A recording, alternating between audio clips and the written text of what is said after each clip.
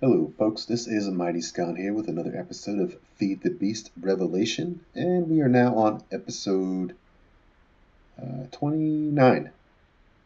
And with that, I just want to do a few updates, and then I just wanted to go over some uh, changes that I've been making that I may not have talked about, um, and I didn't want to assume that you knew how these things worked.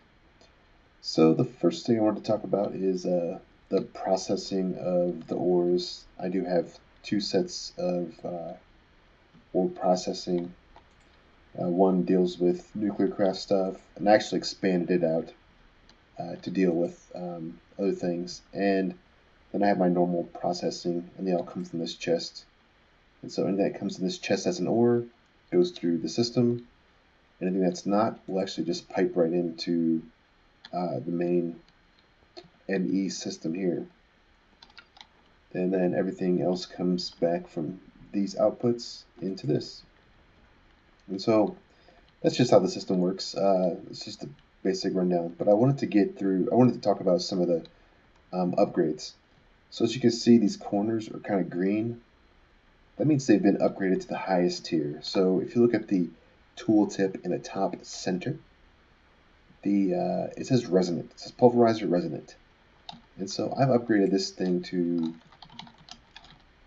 the resonant tier, and which is the highest tier, which means that the speed of this thing is pretty fast. So it's actually does a max power of 240 RF per tick. That's because with each upgrade you do, you get a augment slot. And so I have 4 augment slots. I have 3 of them filled with these augments. And so if you look up augment, you get these different augments, but the ones for thermal expansion, which starts about here, you get each augment has a different ability essentially tied to it. And so this one boosts the secondary output. So whatever comes into here, so if I'm doing lime wool, I get the 4-string, and I get a 15% chance of lime dye. And so this essentially will boost that percentage up to an even higher. Now the auxiliary augment, which I have in the machines that I use now, it increases the speed of the processing. So it makes for a pretty fast output. This one only has 3. I only have this one upgraded to Signalium. And you can see it's much faster than a typical machine. I don't have it maxed out yet. When it maxes out, it's pretty fast. It's just because I haven't gotten around to building the upgrades for these. So that's one thing. Another thing is I've upgraded these servos, and so these will run through and pipe out items from the top into this, or they'll pipe them out from the back. So I just wanted to show you a neat little system here that if you ever wanted to get a servo, so let's say we wanted to upgrade our servos in the back. So let's set up servos, and I want to make them Enderium. So you just add a servo, Enderium to a regular servo, and you get an Enderium servo. Oh, I'm going to do this up here. So you could go the other route and actually make let's look up servo. You could spend 2 Enderium and make an Enderium servo, but you might as well just actually just make it with the iron first, and then upgrade this one to an actual Enderium by just adding 1 Enderium. So you save yourself an Enderium essentially, which these are pretty pricey with the cost of they cost platinum. So let's get some servos. Let's get about 6 of these, and I want to upgrade my servos. So let me show you a quick way to do this without having to lose your settings. Because if I break the servo with a wrench, I will lose my settings, and you don't want to do that. What you want to do is you want to actually get this. It's called a red print, and you shift click, you clear it out so it's empty. It says use on a device to copy its settings. So let's just copy this one. And then I get my wrench. And I break it off, and then I put my Enderium on there, which has no settings. Then I put my I click on this, and all the settings are imported, including the whitelist and any of the check marks that were down here, like anything that was down here that was on is on, and whatever's off is off. And even the actual output is even saved. So you want to bump that up to 64. And so this one is the same setting, so I can just actually just take this one off, put it down, and there we go. Same exact setting, or I can shift click to clear it, and then right click to actual take it, and there you go. I've now updated that one. So it's 64 is now populated there, and all the settings are the same. So this is a good way to upgrade your settings, and you don't lose anything from it. I would definitely recommend doing this, and if you ever want to upgrade your servos, you can easily do that with this red print. And I like to do this if I'm doing a line of machines. This makes that so much quicker. So I'm gonna, let's see, I can upgrade, there's nothing out of these. And I can upgrade, I need to upgrade the bottom ones as well, because they are in Signalium. They are filters. And so for the filters, I'll do the same thing. I tend to make a lot of these because they're so cheap to make. Let's get 4 filters, because this is actually full. So I get several slots more when I upgrade them. So once again, you want to clear that, and you want to grab that setting, take the filter off, put it back on, and then add the setting. And there you go. If you shift and then left click, you can max this out, but just a couple clicks instead of just going through and clicking through it. Now I have 3 more slots, which is the highest it'll go, is 3 more slots. And it's that's a servo actually. Oops, put the wrong one on there.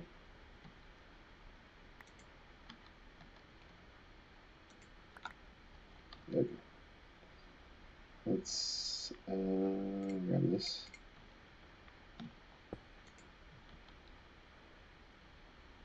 Filters. It's probably yeah, it's doing magnesium right now. If you don't have any filters on these, it will just grab whatever it is. So let's just put it on there, and there we go. All of our stuff is set. If I take this out of here, it won't do anything with it. So it's all set, all ready to go. And this is on infinite, so it should be infinite. So that's it. That's how I upgrade my items from here. And this one won't need to be upgraded. These don't need to be upgraded now, but I actually might upgrade them to include some of the extra ores to speed up the processing when I get running a quarry. So I'm trying to boost up the processing speed of the quarry, which is of all the products of the quarry, which is my current. It's currently the downfall of getting the resources that I need. And with the void ore miner,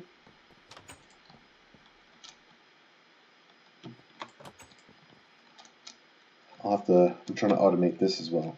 I still haven't automated that. It's going through and gotten a lot of stuff though. 3 erodiums and 2 litherite. I need to increase this by a lot. So right now it's just getting the resources that it can. I'm getting platinum, so my Enderium supply should be increased. But that is the first thing I want to talk about. The next thing I want to talk about in this update section is I actually went and got a Blitz, and also went and got a Basals, and I already have a Blizz. And so the Blitz, they produce Blitz rods, and Blitz rods you make Blitz powder, which makes Erothium.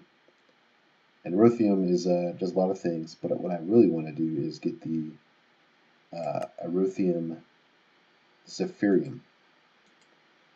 And this is used for one thing, really, or it's a couple things, but the main thing I want to use it for is the viaducts.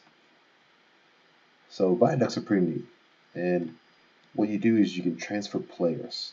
It's like a duct system for players. And so I'll just run this and show you that I have, when I need resources, I just run this for a little while, and I get the resources I need. So I think I'm getting blitzes. Oh, basals. Okay, so basals is in there. And the basals, you get basals powder, and you get petroleum. Petroleum dust is pretty nice. It gets you the tectonic petroleum, which you can use with a augment. You can use that to actually produce triple the ores pulverized. So it gets you a higher rate of pulverized items. So if you ever needed to get more resources of a specific resource, you can feed it petroleum and tectonic petroleum, and also you can get an increased rate of drops for those things. So let's look at the viaducts now. Alright, once you have your erothium dust, which you make from this recipe right here with the blitz powder, you throw your erothium in here. I'll just put 24 in there for now. I need to speed this process up. That's one thing I need to do. And throw your viaducts in here. It's actually got water in it. Okay, I need to pump the water out.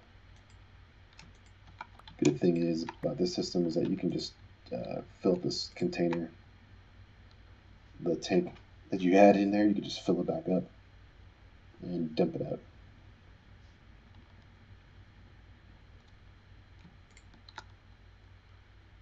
Alright, so we have our Zephyrian erothium in here. I made some viaduct, untreated viaducts, which is just bronze and then hardened glass. Hardened glass you can make with crushed obsidian and lead in a induction smelter over here. So let's throw our viaducts in there.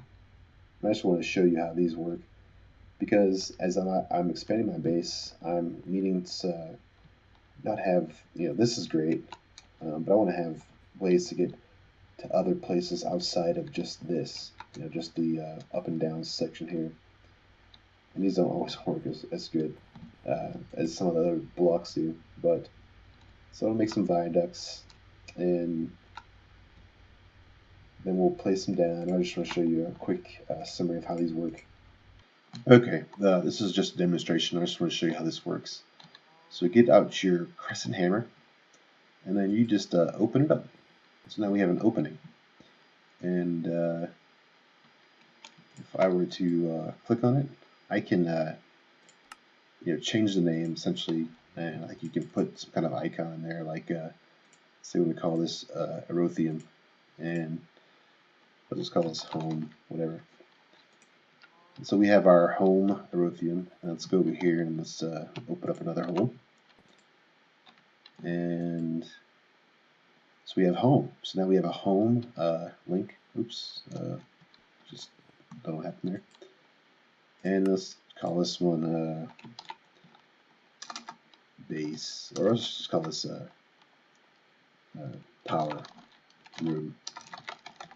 And we could put our, I don't know, that in there. And so now we have our power room is where we're at, and then we want to go home. Click on it, need a nice little animation, and there you go. And so let's open up a third one. And you can see you can make like a nice, just neat little pathway all throughout your base, and you can easily go from place to place. And let's call this Immersive Room. So now you come in here and you can see you have your home, you have your power room, and you have your immersive room, which is where you are at now. You can have, I'm not sure what the range is. I did want to point out that there are the long range viaducts, and there's also the long range linking viaducts, which are, they increase the speed at which you travel. And like they say, they're designed for long range. I've never actually built these because I've only used these for traveling throughout the base. It's a quick system to get in and around your base, and it's not too bad of a price to pay for this. So I'm going to build this system out at some point. You know, you can just also shift right click and you can pick these back up, just like any other pipe. Just like any other items you could pick up with this pipe. So that is the two things I wanted to cover before we get started with the episode. Okay, so today's episode, the main topic will be immersive engineering. Even though I've already covered some other things, I do want to just hit on a couple of things with immersive engineering. It's pretty much the garden cloches. I want to show you how good this items are and how the system works essentially. Okay, so immersive engineering. So let's get started with that. The first thing you're going to need is your book. And your book you can make with it's engineer's manual. You need to make a book and a lever. Combine them and you get the engineer's manual. This has a lot of useful information in it, and I use this a lot, more than most of the other books that are in this game. There is a lot of the releases and notes and things that have been fixed. If you want to read through that, you can see what's changed. You can get started with the overview and resources. So we will need to do this first.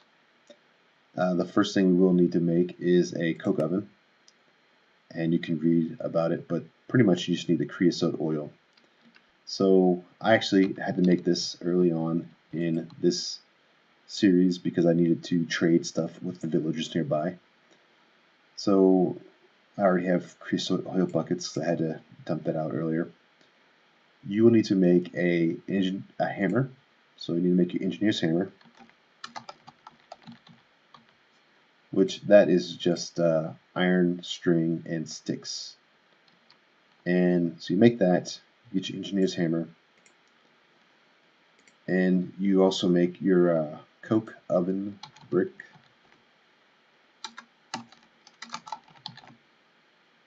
It's just coke brick. Yeah, coke brick, which is clay, brick, and sand. Sandstone, I guess. Okay, so maybe it's just sandstone, but that's the recipe. You make that, and I already have one upstairs, so I'm just going to go to that one. You will need 27 blocks. So this is a 3x3x3, and it's completely full.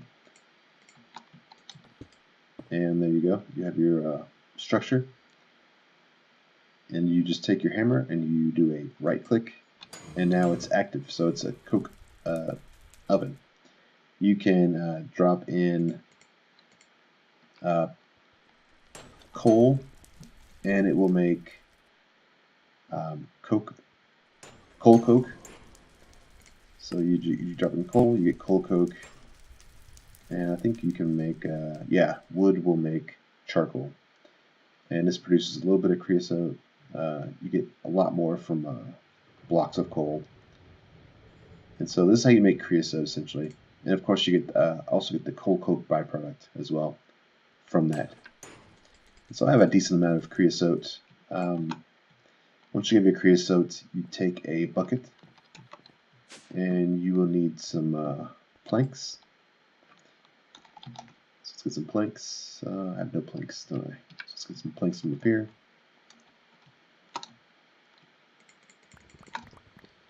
And you can do this anywhere really. You don't have to do it in AE. Just make a chest pattern and then throw in a creosote bucket, and you get 8 treated planks. So you do that several times to get what you need.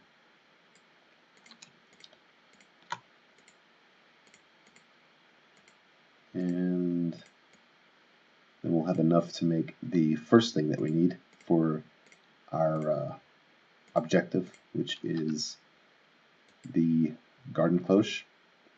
So that's the objective, but we need to make the workbench first. And so the workbench does require these treated wood planks. So I think I'm going to make a couple more.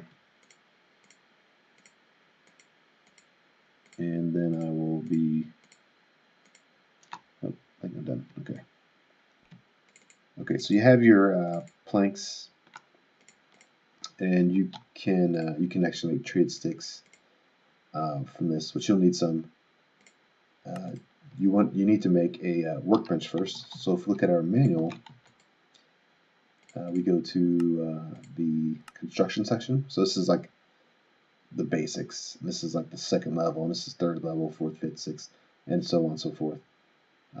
So construction shows you how to make treated wood and other things, but we need to get the engineer's workbench, which is 3 treated wood planks and then a treated wood fence, which all that is just a normal fence pattern, just with treated wood.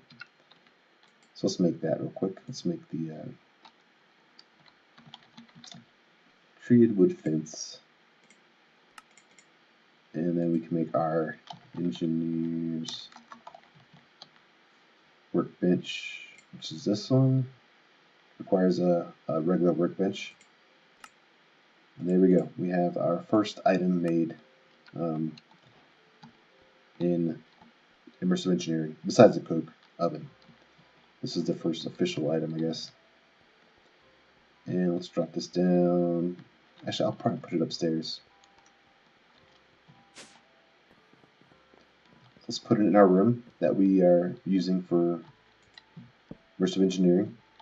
And the next thing we need to do is we can look up the garden cloche recipe now, which I believe is under simple machines. Garden cloche, and you'll see glass. This is any kind of glass. This is treated wood, so you need some more treated wood for this. And then you need a vacuum tube and a iron mechanical component. So now this is where we get into the workbench part. The workbench uses engineer's blueprints, and you can shift to see which one it actually is. So what we need to do is actually make the engineer's blueprint. If you go to construction, and we look at the blueprints down here, just below the workbench, and you can read about the blueprints there, or you can look in JEI, and there are the blueprints. There's one, so this one has the iron mechanical component we need, and also has the vacuum tube we need. So we only need to make one blueprint, and that requires a steel plate, I think. No, that's not it. You need to find the one that you need to make, and so it requires iron, aluminum, and copper, then blue dye, and then paper. So we need to make this one. If you make this one, you get a different set of things. So there's different blueprints that you'll need for later on, but we want to focus in on the one that we need right now. So let's go make this blueprint. There we go. We have the blueprint. We only need one blueprint. You don't need to make multiple. You just need the one blueprint. That's it. And then we can look up the components for that blueprint. So let's look up the garden cloche again. Oops, not that. Well, that's it. Okay, that's the right one. So we need iron plates and then copper. So I will show you how to make the iron plates. You don't need to. You will need a machine eventually, long term. Right now you don't need that. So we just grab some iron. I actually have 2 of those already that I found in a chest in one of the villages. But I'm just going to grab some iron and some copper. And make sure you have your engineer's hammer on you. There it is.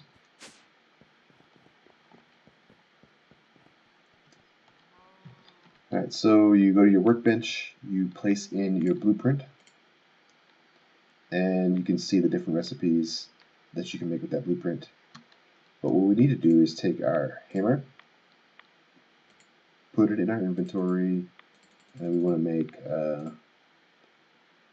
I'll just make, that's 2 cloches, that's 3, actually I think you get a bunch of plates from one, so I'll just make one set first for now. And we can now throw in our items in here, so you just can put some of the items in here, and then it opens up what you need. So this recipe is different, so we actually need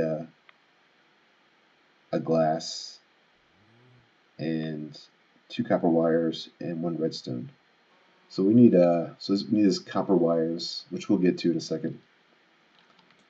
So let's make our additional mechanical component. So this is how you make the component for this. Now we have 3, and now we need to make the copper wire.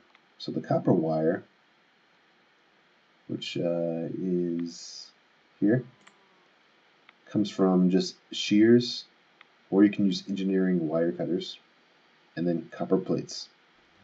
So we can get some wire cutters or copper plates or some shears. I have shears on me actually. So we can just take our copper and make a couple of plates, and then take our shears, make some wires. So we have 2 wires now. And we will need to make, we will need to have 1 redstone and some glass. So I'm going to make enough for 3 at least. And now we can, let's make some more plates. Let's make 4 more plates.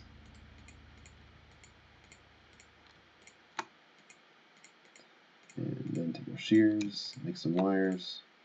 Alright. So now we can, we should be able to put our stuff in here. And redstone, there we go. So we get 3 from each time we make the pattern. So it gives you 3. Doesn't indicate that on the blueprint, but yeah, that's fine, I guess. And we should be able to make 3 of these. Here we go. Okay, we have our garden cloche, and we will need some power for this.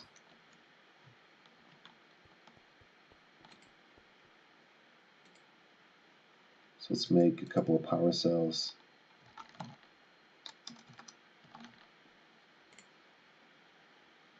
And let's make 1 for now. Then we'll get some duct. So let's get some leadstone is fine for now. Alright, so now we have our things we need. We can just put these here for now, and then we will power them up. So, Immersive Engineering, they have a unique system in, they follow the typical pattern of orange meaning that it is a output, and blue is an input. Some of these blocks you can change that with a hammer.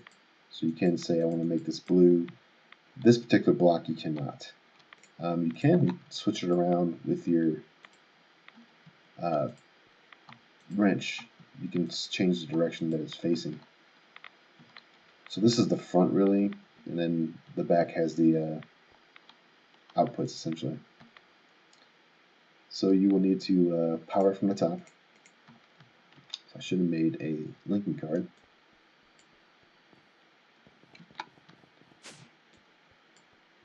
Let's do that real quick.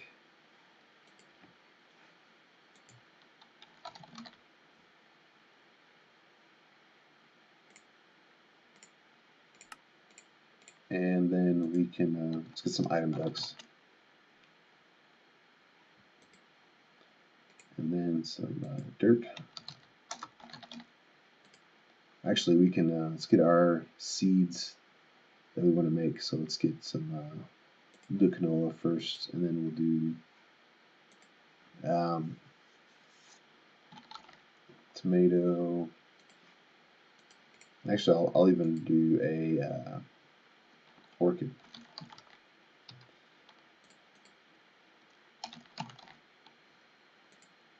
So we'll just try these three things out first. We'll need a block of redstone, and then dirt. I'll get my dirt from over here.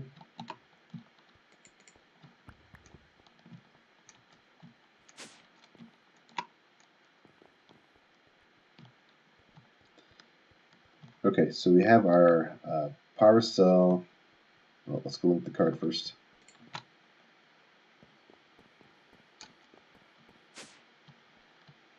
Let's type this one right here. Yeah.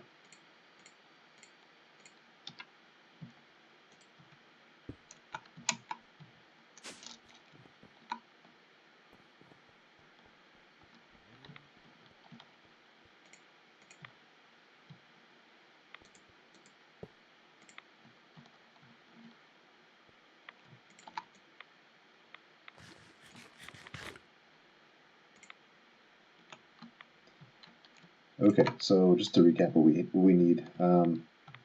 This does take water, so we'll need some water, and it requires power. So let's get the power going right first, and you have the power from the top. So that is a requirement. So we do have oh, let's put a card in there. There we go. So we should get beginning power, which we do. It's just not, there it goes. So the power is in there now. The next thing we're going to need is we need the soil and then plants. And so we can place one block of soil on the bottom, and then the plant we want to grow. So we want to grow tomato seed all on top of dirt. And actually you can see it rendered in there. So it's blank, but then you can actually see the dirt and then the tomato seed rendered in there. And we will need so with canola seed we can put a dirt and canola seed. There you go. And we can even do like orchids and ender lilies. So we have our endstone and our orchid. There we go. Endstone, orchid. And so all these things will grow. They all grow using the same process as outside. The benefit of this particular thing, though, is that we can actually, we'll need to feed it water, and we can also feed it fertilizer. So there's a fertilizer slot down here, and to make the fertilizer, we can go back to our thing in here. And the one I would use is the appetite one, because you typically, at this point in the game, you have tons of appetite. And it's just appetite and sand. And with this, you get 8 fertilizer. Make a few stacks. Let's make a crate too. And let's get a condensator. Do I have a condensator? No. Oh, tanks. I have tanks. What I'll probably do is I'll just probably make a couple of tanks. Alright, so we get our tanks. Do I have a tank back here? I do already have a tank back here. So I already have a water tank back here. And so all we need to do now is just tap this into that water tank. So we can have water being fed into these. So water needs to come from this side of the block. These black holes here, that's where your water is fed into. So let's turn this one into a water tank. There we go. And I think I use this for something else. I typically do blue, blue, white for water. Okay, so we want to throw in some fertilizer. into each one of these. And then we want to get our fluid ducts. Did I get fluid ducts? No, I did not.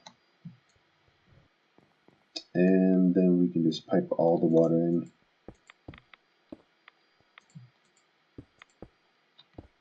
Which should automatically go in. I turn the switch. There we go. This thing's growing. You see how fast this is growing? Because it's being sped up by the fertilizer automatically. And it's got a 1.5. But as you can see, we already have a ton of redstone. I mean, this is 15, 16. This is faster than you can mine it up. Much faster. This is a simple block you can get early on. We already have lots of tomatoes and canola. So this is actually the best way to garden. So let's put our block back here. One thing you want to be careful of is where you pipe things in and out of. So we need to pipe out of this block here. Okay, I had to get some servos to pipe things in and out of these containers. But so we have the water going in the front, and then I consider this the back. I'm not sure if that's correct or not. This might be the front with these little things, but I like the view from this side because it's got those nice animations. So what we have is our item ducts. And one weird thing about this mod is that when I connect it to here, okay, so it does connect now. Sometimes it doesn't render properly, like this. It doesn't render properly for some reason. And I wouldn't let that bother you because you can always maybe able to do the wrench thing. Let's see if we can do this with the wrench.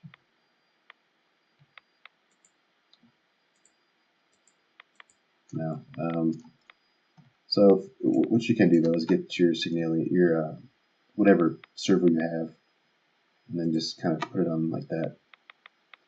And then we have items in here, and then we can just connect it to this, and it pipes out, I guess automatically. You don't even need to turn this on. So you can pull off the servo.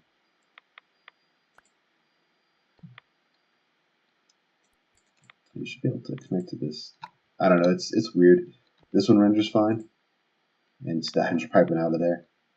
But some of them don't render fine, so you might have to get a servo just so that it actually renders the block properly. Which, you know, it's just a bug, I guess. This has been the case for a couple of versions now. So just get a servo to work around it and pop it on there and pop it on there, and then it'll actually render the connection. So that's the output. The orange side is the output. There's only one output in this entire thing. You can't change that, which is a bummer. You know, I wish you could hide this below in this section here. Another thing is there's an input, so we can get our thing here. We can make an input, and the input is specifically for this right here for fertilizer. So I'll show you with one, just so you can have an idea how this works. I would just get this. Let's make whitelisted fertilizer. So I don't want anything else piping in there. Put it in there, and there you go. It's automatically piping into this. 64. And so you want to pipe your fertilizer in to this side. So input in the bottom, output in the top, and then water in the front. And this block is very particular about how things work, and then of course power on top. But it is a pretty neat block, and as you can see, we are cranking out the redstone. I have 4 stacks. I don't run the redstone. I mean, you can run redstone through here because you can use redstone for a lot of stuff. But as you can see, the canola is really good produced in here. And so that is it for this episode on Immersive Engineering. We will dive deeper into Immersive Engineering just to show you the machinery that's involved in it and how to actually progress through the system with it. although there's not really a progression system essentially once you get past the requirements for the creosote. So beyond that, it's pretty easy, and you can diverge into many different paths depending on what your needs are. So I thank you for watching, and I definitely appreciate it.